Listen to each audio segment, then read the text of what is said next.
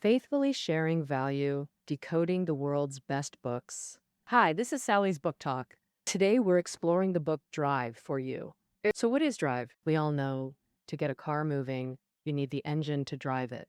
Then, what drives a person to work or study? Drive here is about motivating people, like bosses motivating employees or parents motivating kids to study, and how we motivate ourselves to keep improving and more. That's the core of what we'll cover today. The author, Daniel Pink, is recognized as one of the world's top 50 influential business thinkers. He writes for top magazines like the New York Times, was a speechwriter for Al Gore, and authored bestsellers like A Whole New Mind. Daniel Pink explored how companies can motivate employees through systems to work more enthusiastically, and how individuals can tap into their inner drive to spark passion and boost creativity. So, he studied decades of research on motivation to create his unique approach. He aims to help people and firms change behaviors to reach new levels. He started with a TED Talk called The Puzzle of Motivation on boosting work enthusiasm, still one of TED's top 20. Then he turned it into the book Drive. Upon release, it quickly became a business bestseller. Zhou Hong Yi, chairman of 360 Company, and author Chris Anderson have both recommended it. I'll cover the key points with two questions. First, what are traditional motivation methods?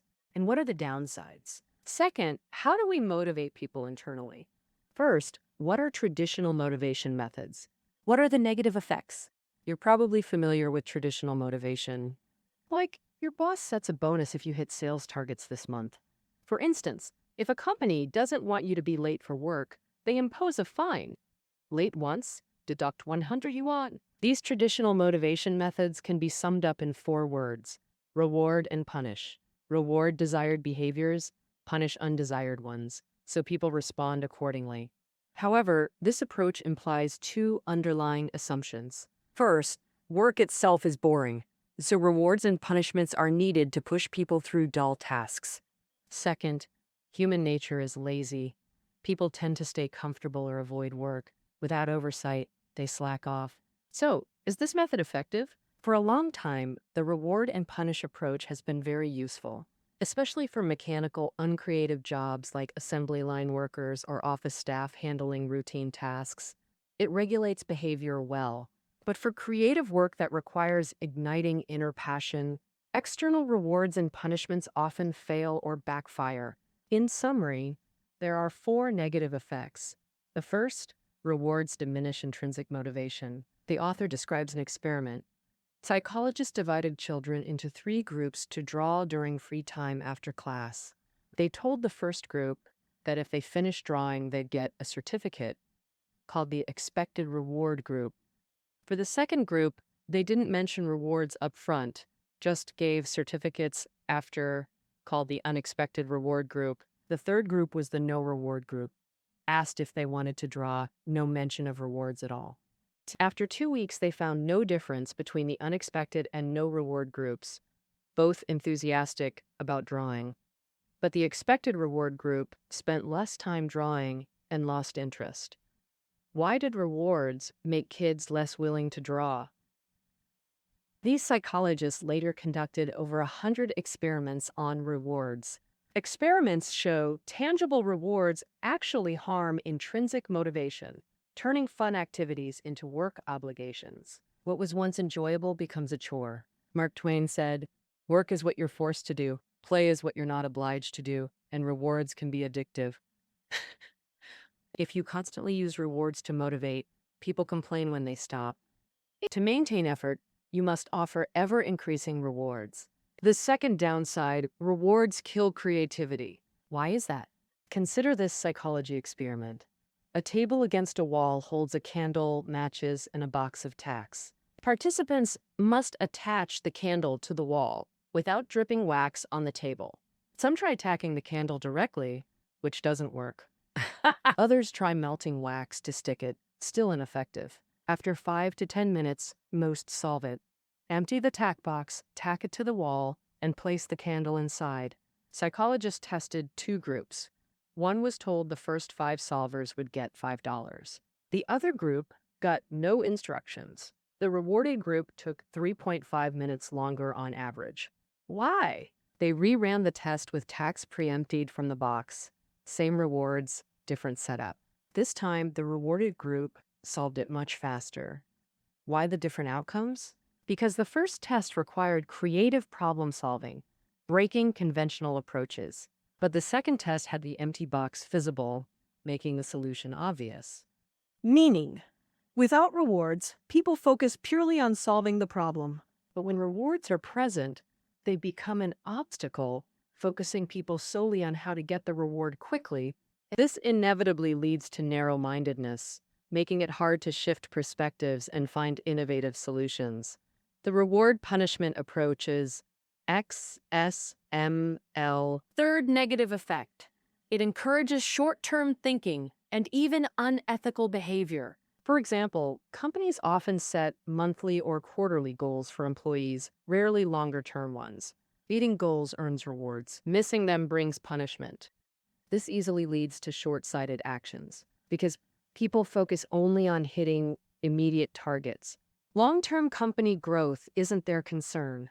Sometimes people even act unethically to meet goals. Like when a car 4S shop sets repair targets, mechanics might do unnecessary fixes to hit them. Or Enron, the U.S. energy giant that committed accounting fraud to meet targets, causing a credit crisis. The fourth negative effect, punishment rationalizes mistakes. Economists ran an experiment at a kindergarten. School ended at 4:30 p.m. Late parents meant teachers worked overtime. Several parents were late weekly for various reasons. In week 5, economists posted a notice with the school's permission. It announced a 50 yen fine for late pickups after 4:30. Conventionally, punishment should deter unwanted behavior. But oddly, late parents doubled after the fine. Why did this happen? Because punishment rationalized the wrongdoing. Previously, parents arrived on time partly out of consideration for teachers. They avoided making teachers work overtime, but the fine changed their mindset. The fine justified lateness. I paid 50 yen covered overtime, so being late is fine. All right, that wraps up part 1. Traditional motivation relies on rewards and punishments. This approach remains highly effective for mechanical, uncreative jobs, but for creative work requiring inner passion, it often leads to 4 negative effects. First, when rewards turn hobbies into obligations, motivation vanishes. Second, rewards make people focus only on obvious goals, killing creativity. Third, people might cut corners for rewards or to avoid punishment, leading to short-sighted or unethical actions. Fourth, punishment rationalizes mistakes. Many feel accepting punishment makes mistakes justified. We've shifted from industrial to information society, meeting more knowledge-based creative work. Traditional rewards and punishments don't work well here. Well, the author believes we must motivate internally, awakening inner drive. That's what part 2 covers. So how exactly do we do that? The author outlines 3 key elements: autonomy, mastery, and purpose. Let me explain each. First, autonomy. At work, do you prefer being directed or making your own decisions? Everyone wants control, right? Thus, autonomy is core to inner drive. More autonomy means more motivation. Autonomy has 4 aspects: task, time, technique, and team. Entrepreneurs set their tasks, but how do employees gain task autonomy? The author admits it's challenging. Companies must trust employees to own work they enjoy, not slack off. This trust is crucial for awakening inner drive. So how can companies actually give task autonomy? For a company to function well, full task autonomy might be hard to achieve right away, but it can be tried gradually. For example, Google allows employees to spend 1 day a week on side projects. That's 20% of their time on things they enjoy. These side projects can be related to current work or totally unrelated. So, what benefits has this 20% time brought? Well-known products like Google News, Gmail, and Google Translate all came from this 20% time. Next, let's discuss time autonomy. A manager named Gunfer tried it at his company. He only required employees to finish work on time. As for work location and time, no requirements.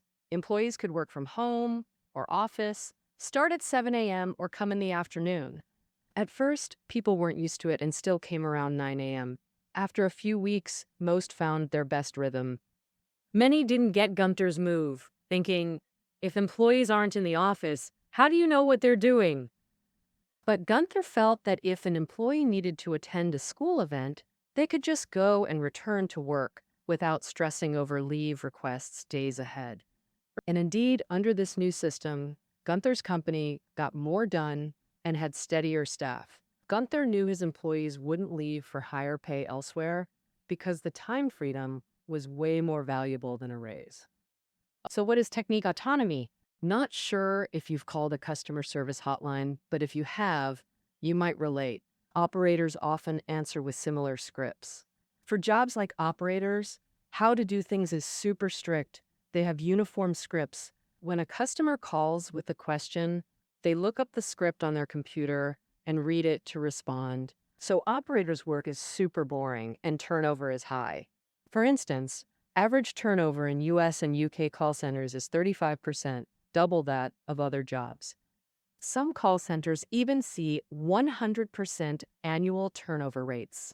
To address this, online shoe retailer Zappos let operators decide how to handle calls themselves. They weren't required to use uniform scripts. As long as they stayed within company guidelines, they could respond in their own style. Just deliver great service that satisfies customers. Thus, Zappos became one of America's top-rated customer service companies with low turnover. Team autonomy is the hardest of the 4 autonomy aspects to achieve, because when joining a company, teams are often already fixed. Even if you dislike working with certain members, change is difficult. One Foods Market solves this by evaluating team fit during hiring. New hires get a 30-day trial. Team members then vote on keeping them as permanent colleagues. Outdoor fabric maker Gore uses another method for team autonomy. At Gore, aspiring leaders must gather people willing to work with them. Studies show self-formed teams have higher satisfaction and productivity than fixed ones. After autonomy, let's explore mastery, another key to internal drive. Mastery means developing deep expertise in your craft. It's about constantly improving what you do, pursuing excellence. This begins with flow states. So what is flow? A psychological term describing complete immersion in an activity, unwilling to stop, with intense fulfillment and excitement. Like when gaming or reading an amazing book, that fully absorbed, exhilarating feeling where you never want to stop. That's flow. If people achieve flow at work, things naturally get done well. Telecom giant Ericsson, led by executive Stefan Falk, adopted a flow-centric approach. Managers shifted from focusing solely on performance to caring about employees' work states. They held face-to-face talks to discuss goal clarity, workload saturation, engagement, and how to achieve peak performance. Then, based on feedback, they adjusted work content and volume. Each 90-minute talk occurred 6 times a year, with significant results. Employees found flow, a state of full immersion at work. Later, Falk moved to a logistics company and implemented the same flow approach, helping it achieve its first profit since founding. You might say, my job is too hard, I feel like I can't finish it daily. Others might feel, my job is too boring, I'm bored every day. The author believes it's because you haven't found your best work state or fully immersed yourself. So how can you immerse yourself fully? First, match work to your abilities. If work exceeds your abilities, you'll struggle, feel overwhelmed, and get anxious. If work is too simple, over time people get bored. So the author suggests, if work is too hard, consider switching to something within your abilities. If work is too boring, can you change how you do it? For example, being a cleaner in a hospital is actually quite dull and boring. But some change their approach. While doing their job, they chat with patients or assist nurses, adding satisfaction. But finding your best work state doesn't guarantee mastery, because best state reflects performance at a point in time, while mastery takes years or decades to show results. So to achieve mastery, we must remember 3 rules. First, believe that through effort, you can improve your abilities.